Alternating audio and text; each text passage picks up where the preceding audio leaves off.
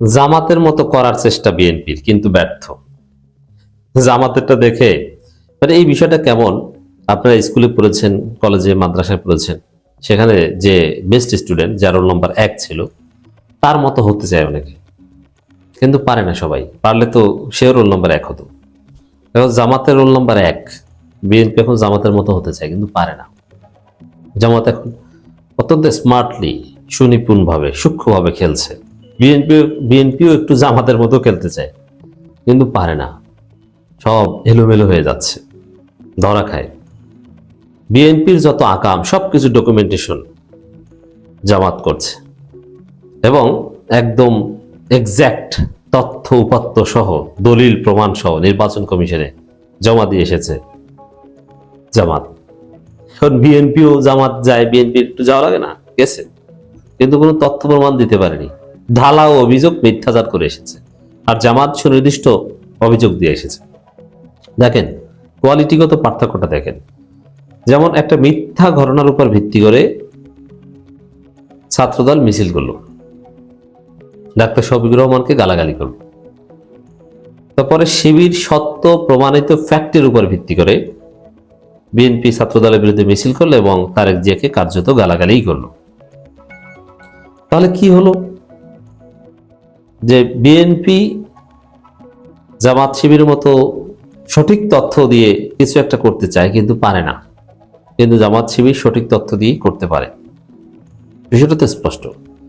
দেখেন এখানে একটা খবর বিশ্লেষণ করছি। ইসিতে পাল্টাপাল্টি অভিযোগ জামাত বিএনপির।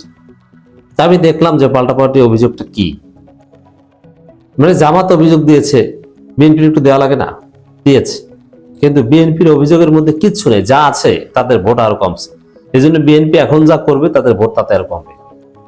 যেমন ইসিতে যে নজরুল ইসলাম খান বলে এসেছে ছাত্ররা যেন কোনোভাবে এবারে নির্বাচনে যুক্ত না হয়, অথচ এই নির্বাচনটার ব্যবস্থাই করেছে ছাত্ররা। ছাত্রদের বিপ্লবের ফলেই তো, ছাত্রদের নেতৃত্বেই তো এই বিপ্লব, তারপরে তো এই নির্বাচন হইলে তো নির্বাচন 29 সালে হওয়ার কথা, তাই না? আর সে নির্বাচনে নজরুল ইসলাম খানরা তখন জীবিতও থাকতেন না, মারা যেতেন হয়তো। যেই ছাত্রদের রক্তের ফলে, যে আবু সাইদদের শাহাদাতের ফলে, মুগ্ধদের শাহাদাতের ফলে আজকের এই নির্বাচন, বলে যে তাদেরকে নির্বাচন প্রক্রিয়া যুক্ত করা যাবে না। এর মানে জামাতের মতো করে সুনির্দিষ্ট অভিযোগ দিতে যে মাখিয়ে ফেলেছে, লেজে গোবরে মাখিয়ে ফেলেছে। অনেক ছাত্র নির্বাচনে এখন প্রতিদ্বন্দ্বিতা করছে, প্রার্থী এবং নিশ্চিত জিতে গেছেন প্রায়। যেমন আসনাত আব্দুল্লাহ তো এমপি হয়ে গেছেন, তেমন কোনো বাধা নাই, আনুষ্ঠানিকতা বাকি। আসনাত আব্দুল্লাহ তো একজন স্টুডেন্ট, নাহিদরাও কিন্তু ছাত্র, যার সব ছাত্র তো শেষ হয়েছে।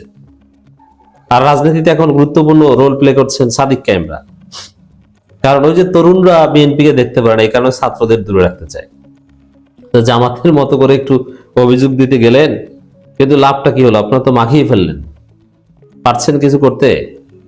আপনারা বললেন যে ছাত্রদের, আর জামাতের বিরুদ্ধে অভিযোগের কোনো তথ্য প্রমাণ, কোনো ক্লু দিতে পেরেছেন? বিএনপির এক ছাত্রী নেত্রী দেখলাম বলছে যে জামাতের লোকজন বিএনপি নারী নেত্রীদের হেনস্থা করে। তো জামাতের নারী নেত্রী ছিল, তিনি বললেন যে কি হেনস্থা করে, একটা বলেন, একটা এভিডেন্স দেখান। কিছু বলতে পারে না, বলে এত বেশি কোনো প্রমাণই নেই। বলে ভাই একটা দেখান, একটাও দেখাতে পারে না। বুঝতে পারছেন এদের দেউলিয়ত্ব কতটা মারাত্মক? তো জামাত বিরাট কাগজপত্র, অনেক বড় প্রুফ দিয়ে এসেছে নির্বাচন কমিশনের কাছে। বিএনপির আকামের প্রমাণ, বিএনপির অপকর্মের প্রমাণ, নারী নির্যাতন, হত্যা, ধর্ষণ, অপপ্রচার, গুজবের প্রমাণ, এবং একদম অথেন্টিক্যালি অন দি পেপার। কিন্তু বিএনপি কোনো তথ্য প্রমাণ দিতে পারেনি। বিএনপিটা মিথ্যা, ঢালাও, এগুলোর উপর ভিত্তি করে কোনো ব্যবস্থা নেওয়া যায় না। এখন নির্বাচন কমিশন যদি মেরুদণ্ড দেখায়, তাহলে তারেক রহমানের বিরুদ্ধে ব্যবস্থা নেওয়া যায়, তারেক রহমানকে জরিমানা করা যায়, বিএনপির কয়েকজন প্রার্থীদের বাতিলই করা যায়। তো দর্শক, এই জায়গায় জামাত শিবির সুনিপুণভাবে অনেক দূরে এগিয়ে গেছে। জামাত শিবিরের সবকিছু প্রমাণ ভিত্তিক, তথ্য ভিত্তিক, স্মার্ট, সুপার স্মার্ট, গোছালো। বিএনপি কোন জায়গায় আকাম করে খুব সুন্দরভাবে সব সামনে আছে। বিএনপি কোন প্রার্থী ধানের শীষের খাম্বা বের করে ওটা জাতি মুহূর্তেই জেনে যায়। সিলেটের এবং নেত্রকোনার প্রার্থীর খবর জাতি জানে। অতএব এদেরকে ভোট দিবে মানুষ, জুতা দিয়ে পেটাবে, জুতার মালা পরাবে। আপনি আকাম করেন, আবার সেটা মিডিয়ায় আসে। এরপরে দর্শক, এরকম আরো বিএনপির কে কোথায় সপ্তম শ্রেণী অষ্টম শ্রেণীর কিশোরীকে ছাত্রদল সংঘবদ্ধ ধর্ষণ করে। এটা মিডিয়াগুলো তো পক্ষপাত করছে, নইলে জাতীয় মিডিয়া এটা নিয়ে কলাম লেখা উচিত। কিন্তু মানুষ কিন্তু জেনে যাচ্ছে, মিডিয়া প্রচার করুক বা না করুক। Very significant. দর্শক, 2010 জাতীয় সংসদ নির্বাচনের আগে ভোটের পরিবেশ ও আচরণবিধি নিয়ে নির্বাচন কমিশনে পাল্টাপাল্টি অভিযোগ দিয়েছে বাংলাদেশ জাতীয়তাবাদী দল, বিএনপি ও বাংলাদেশ জামাত ইসলাম। প্রধান নির্বাচন কমিশন এম নাসিরউদ্দিনের সঙ্গে আলাদা আলাদা বৈঠক করে তারা এই অভিযোগ জানান।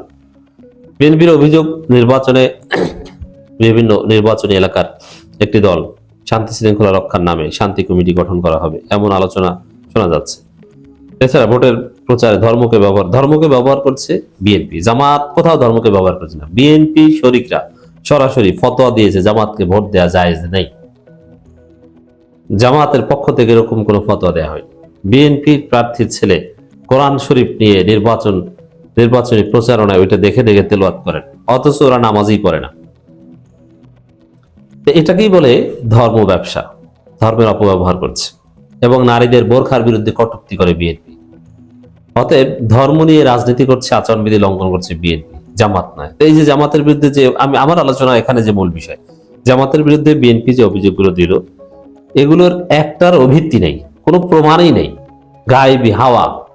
এগুলো ইসির কাছে, ওটা ইসির যারা কাগজপত্র দেখে, কেরানিরা দেখে বিরক্ত হয়ে ফেলে দিবি। এসে ফাজলামি মূলক কিছু অভিযোগ নিয়ে এসেছে, যার কোনো ভিত্তি নেই। বিভিন্ন জায়গায় নাকি ভোটার স্থানান্তর হয়েছে, মিথ্যা কথা, একটারও প্রমাণ নাই। তো এগুলো জামাত করছে, এই অভিযোগ দিয়ে এসেছে।